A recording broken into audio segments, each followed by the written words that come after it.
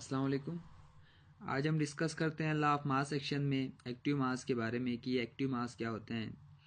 तो मैंने एक रिएक्शन लिया हुआ है जिसमें नाइट्रोजन रिएक्शन करते हैं हाइड्रोजन से तो बनते हैं अमोनिया।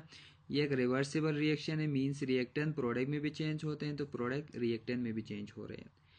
अब इसमें ये जो आप टू यहाँ पे जो 3 देख रहे हैं वो नंबर ऑफ एटम्स हैं, जबकि इनसे पहले जो 1, 3 और ये जो 2 लिखा हुआ है वो नंबर ऑफ मोल्स हैं। तो ये जो 1 है नाइट्रोजन का और ये जो 3 है आपके पास हाइड्रोजन का, ये वो नंबर ऑफ मोल्स हैं इस नाइट्रोजन और हाइड्रोजन की जो इस रिएक्शन में हिस्सा ले रहे हैं। ये टोटल नंबर ऑफ मोल्स नहीं है जो आपने बाहर से ऐड किया था, ये वो वाला नंबर ऑफ मोल्स हैं। ये 1 और 3 नाइट्रोजन और हाइड्रोजन का वो नंबर ऑफ मोल्स हैं, याद रखें वो मकदार हैं जो इस केमिकल रिएक्शन में हिस्सा ले रहे हैं। तो याद रखो किसी भी केमिकल रिएक्शन में किसी भी सब्सटेंस का जितना नंबर ऑफ मोल्स हिस्सा लेता है उसी को उसका एक्टिव मास कहते हैं। तो आप देख सकते हैं इस रिएक्शन में नाइट्रोजन का 1 मोल हिस्सा ले रहे हैं तो हाइड्रोजन का 3 मोल हिस्सा ले रहे हैं।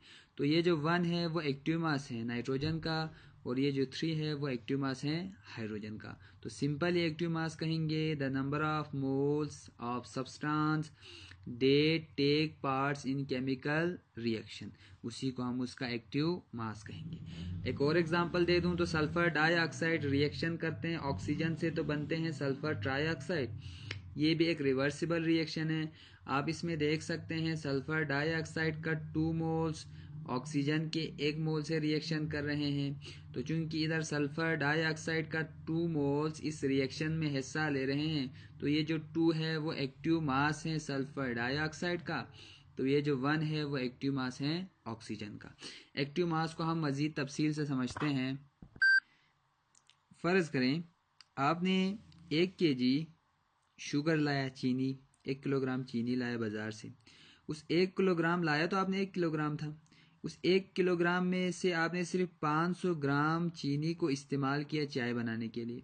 यानी लाया तो आपने 1 केजी था लेकिन उसमें से सिर्फ इस्तेमाल हुआ 500 ग्राम तो चाय बनाने के लिए। तो ये जो 500 हैं इसको समझो ये आपके पास एक्टिव मास है क्योंकि ये इस्तेमाल हुआ है।